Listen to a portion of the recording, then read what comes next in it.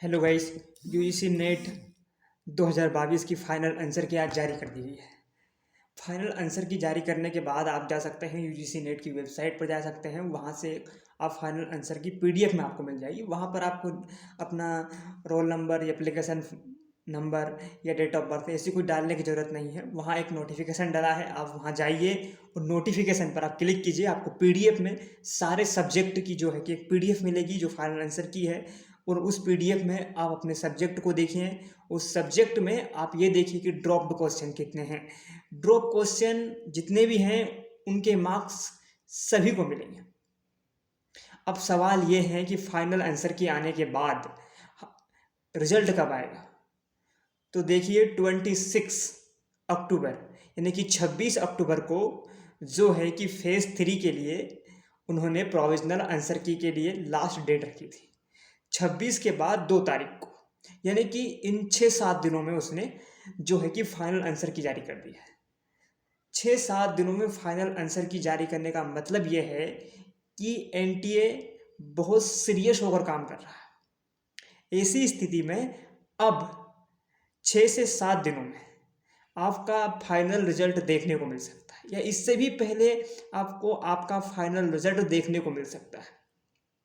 अब समस्या ये है कि यूट्यूब चैनलों पर अलग अलग कट ऑफ बना रहे हैं। तो जिन लोगों के नंबर कम है वो बड़े चिंतित हैं, जो बाउंड्री पर खड़े हैं कि हमारा होगा या नहीं, हमारा होगा या नहीं। तो मैं जानकारी के लिए आपको बता दूं कि अभी कट ऑफ का प्रिडिक्शन लगाना बहुत ही मुश्किल है, क्योंकि एग्ज़ाम में आपका कट ऑफ इस बात पर भी डिपेंड करेगा कि आपके सब्जेक्ट से एग्ज़ाम में कितने लोग अपेयर हुए। जितने लोग आपके विषय से एग्ज़ाम में अपेयर हुए हैं उनका 6% रिजल्ट मिलेगा। अगर लोग एग्ज़ाम में कम अपेयर हुए हैं तो इसका नुकसान आपको है, और एग्ज़ाम में अपेयर ज़्यादा हुए हैं तो इसका फ़ायदा आपको है। तीसरा, 2 शिफ्ट में एग्ज़ाम हुए हैं। बहुत सारे सब्जेक्ट ऐसे हैं जो बहुत बड़े थे, जिनके 2 सब शिफ्ट में एग्ज़ाम हुए हैं, उनका नॉर्मलाइजेशन होगा। और नॉर्मलाइजेशन में जो कठिन शिफ्ट थी उससे उसको नॉर्मलाइज किया जाएगा। इसलिए इससे विद्यार्थियों के नंबर में एक समानता आएगी।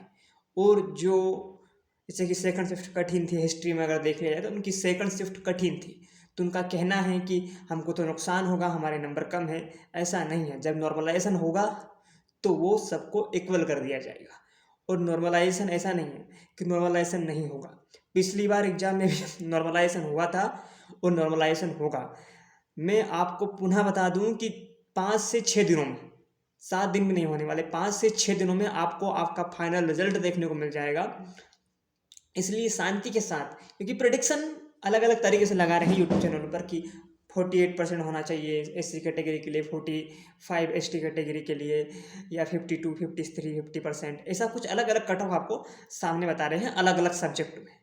लेकिन फिर भी ओवरऑल एक प्रेडिक्शन के हिसाब से टेंशन में आ जाना कि नहीं इनका प्रेडिक्शन सही, ये प्रेडिक्शन है, रिजल्ट नहीं। समझ गए? रिजल्ट इनसे बहुत अलग होगा, क्योंकि इनको उस बात की जानकारी नहीं कि एग्जाम में कितने लोग अपेयर हुए। इन्होंने बताया आपको कि एग्जाम में कितने लोग अपेयर हुए उसका 6% होगा। जितने लोग एग्जाम में अपेयर हुए हैं उनका 6% है, वो कम है ज़्यादा है। अब ये अलग बात है कि वो कितने लोग अपेयर हुए हैं। 100 लोग अपेयर हुए तो 6 लोग पास होंगे, 200 लोग अपेयर हुए तो 12 लोग पास होंगे।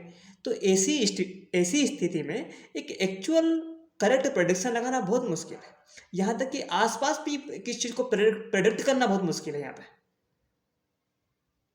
इसी कंडीशन में जो लोग एकदम बाउंड्री पर खड़े हैं कि नहीं हमारा होगा या नहीं, हमारा होगा या नहीं, तो मुझे लगता है कि इस बार काफ़ी सारे लोग एग्जाम में अपेयर हुए हैं, क्योंकि लंबे टाइम से कोई सरकारी वैकेंसियों के लिए कोई एग्ज़ाम देखने को नहीं मिला है और बेरोजगारी एक बड़ी समस्या बनी हुई है। ऐसी स्थिति में एग्ज़ाम में विद्यार्थियों के अपेयर होने की संख्या बड़ी है, और एग्ज़ाम में विद्यार्थियों के अपेयर होने की संख्या बड़ी है।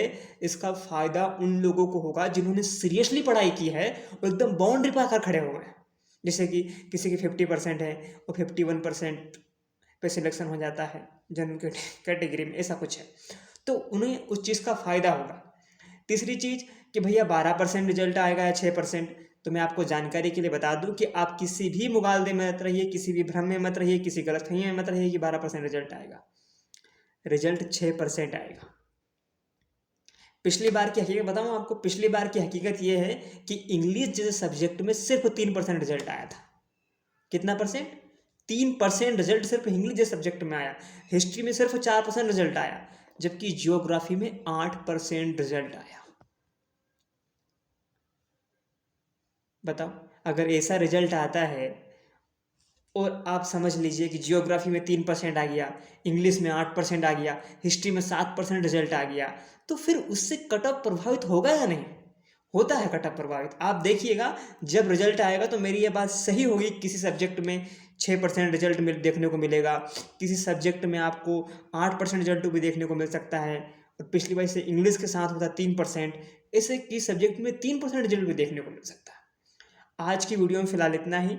आप 7 दिन और वेट कीजिए, आपका रिजल्ट बहुत जल्द देखने को मिलेगा। एंटी एकदम एक्शन मोड में है और आपका रिजल्ट बहुत जल्द जारी कर सकता है। आप सभी को एग्जाम के लिए ऑल द बेस्ट।